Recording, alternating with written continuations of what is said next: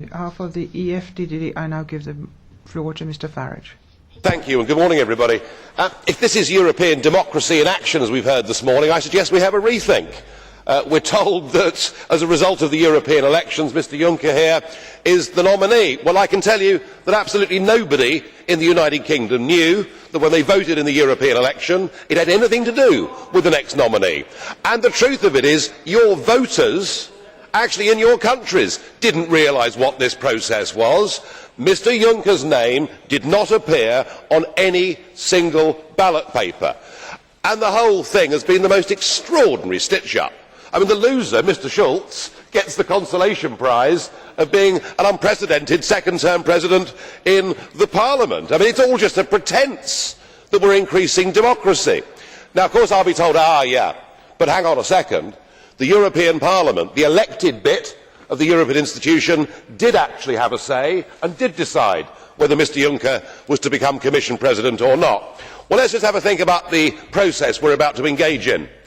We've all got to be asked to vote, and we've got one candidate to vote for. I mean, it's like good old Soviet times, isn't it? Surely democracy means you get rather more of a choice than one.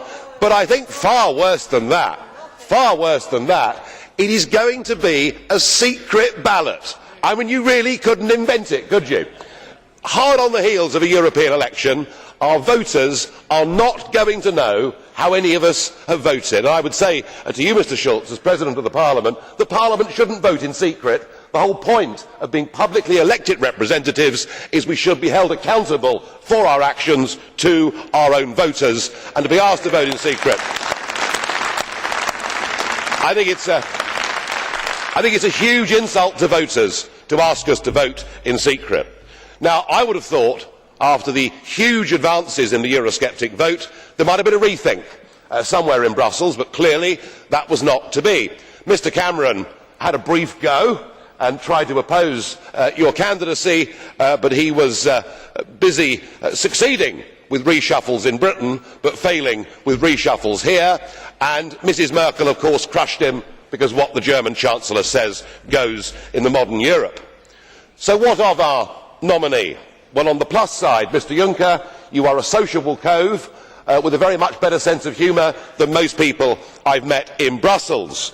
And there's no question that you are a political operator, and you've even managed to, over the last couple of weeks, as you've gone round the political groups, change the mood music a bit.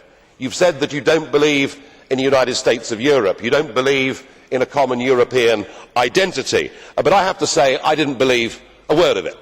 And today you've proven that actually you're stuck back with the ideas of the old Europe. You talked about Monsieur Delors being a hero of yours. Well, I can understand that from your perspective. But you also talked about Mr Mitterrand and Mr Kohl as being heroes of yours. I would have thought a wartime collaborator and somebody who left German politics under a huge cloud of a massive party funding scandal should not be the kind of people that we should stand up as great models of virtue in modern Europe today. You talked about the need for a common foreign policy and security policy. You talked about the need for a common energy policy. I mean, what is clear is you are going to carry on with the process of the centralisation of powers, which is not surprising, because for 20 years you've been a key player in this whole process, which frankly has treated democracy with deliberate contempt.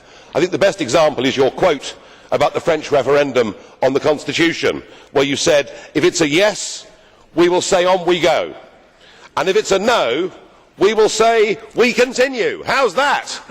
How's that for belief in democracy? And your dedication to the project is, well, it's unchallengeable. I mean, you've said before that when it becomes serious, you have to lie. So in many ways, I suppose, you are the perfect candidate for a lot of people in this House, and I've no doubt that you will get the nomination. But we are being asked to vote for the ultimate Brussels insider, somebody who has always operated with dark backroom deals and stitch-ups, and I have to say that our group overwhelmingly will vote no. We don't want business as usual. We want real change. And you said at the end of your speech, this is not the time for a revolution. I put it to you, there's already been a revolution there has effectively been a coup d'état on nation state democracies without people realising what was being done to them. And these elections, the Eurosceptics may not yet have a majority in this House, but please do not think we are over, because the vast majority of European people do not want a European state, do not want a European Commission to be the executive, do not want that flag and do not want that anthem. So you will get elected and will enjoy doing battle over the course of the next year or two.